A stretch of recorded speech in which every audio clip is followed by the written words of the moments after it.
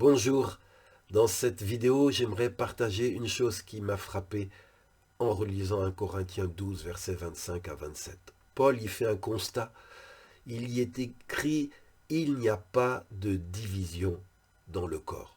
C'est le constat concernant le corps humain. Il n'y a pas de division dans le corps humain. Au contraire, dit Paul, toutes ces parties prennent soin les unes des autres. Et oui, les yeux prennent soin de tes pieds, de tes bras pour pas que tu te cognes, ils t'avertissent du danger. Si une partie du corps souffre, si tu tombes, tu te fais mal, toutes les autres parties vont souffrir, vont porter la douleur de ce membre. Si une partie est à l'honneur, toutes les autres partagent sa joie.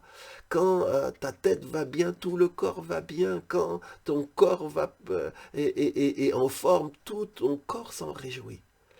Et Paul dit ceci, vous, chrétiens, vous êtes le corps de Christ. Il existe un autre corps que le corps humain qui est le corps de Christ. Et pourquoi fait-il cette analogie?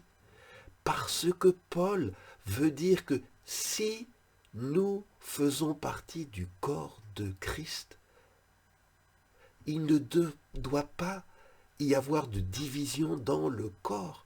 Chacun de nous, chaque église, chaque dénomination, on est juste un membre de ce corps. On n'est pas le corps entier en soi-même. Et nous devons marcher dans l'unité avec les autres parties du corps de Christ. Nous devons, comme dans le corps humain, prendre soin les uns des autres. On ne doit pas se tirer dans les pattes les uns les autres. Il faut de l'amour, il faut un soutien mutuel. Quand un membre souffre, comme dans le corps humain, tout le corps devrait être solidaire et souffrir. Quand un membre est honoré, tous les autres devraient s'en réjouir au lieu d'être jaloux.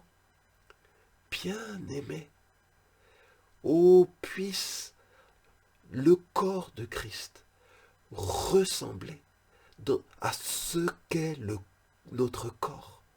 Comment fonctionne le corps humain?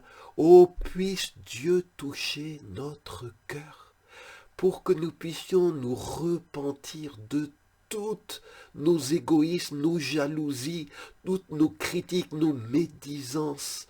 Comment nous sommes en compétition les uns avec les autres alors que nous appartenons à la même entité et que nous devons avoir soin de l'ensemble, de la santé, de la bonne santé de l'ensemble de ce corps auquel nous sommes attachés.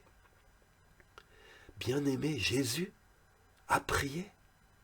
Et une des prières qui nous est laissée dans la Bible, l'évangile de Jean, chapitre 17, versets 20 et 21, c'est qu'il a prié pour que ceux qui croiront en moi, je prie pour qu'ils soient un, unis. Oui, tu as voulu tes enfants unis, Seigneur, alors qu'il en soit ainsi. Toi qui entends cette vidéo, Dieu te parle. Tu peux ne pas être d'accord sur tel ou tel point, mais tu dois aimer le corps. Tu dois avoir aucune méchanceté, aucune mauvaise pensée vis-à-vis des autres parties du corps, mais tu dois désirer les bénir, les soutenir, les encourager. Et si tu es un vis-à-vis pour elles, que ce soit un vis-à-vis d'amour et non pas un vis-à-vis qui condamne, un vis-à-vis qui dénigre. Oh, que Dieu puisse nous accorder d'être toi et moi, de ceux et celles qui participons à l'exaucement de la prière de Jésus. Que tous soient un, a dit le Seigneur, pour que le monde croie que c'est toi qui m'as envoyé.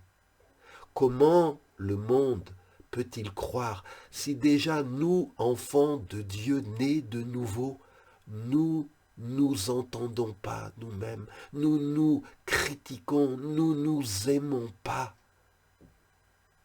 Le manque d'unité dans le corps, c'est un grand obstacle à l'évangélisation de ce monde.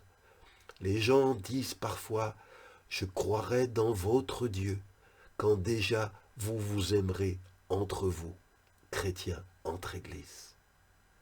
Oh, que de dégâts avons-nous créés par notre manque d'unité, alors que Dieu touche nos cœurs, change nos cœurs, pour que nous fonctionnions comme le corps humain fonctionne, où chacun prend soin des autres, où quand un souffre, tout le monde souffre, quand un est honoré, tout le monde est honoré.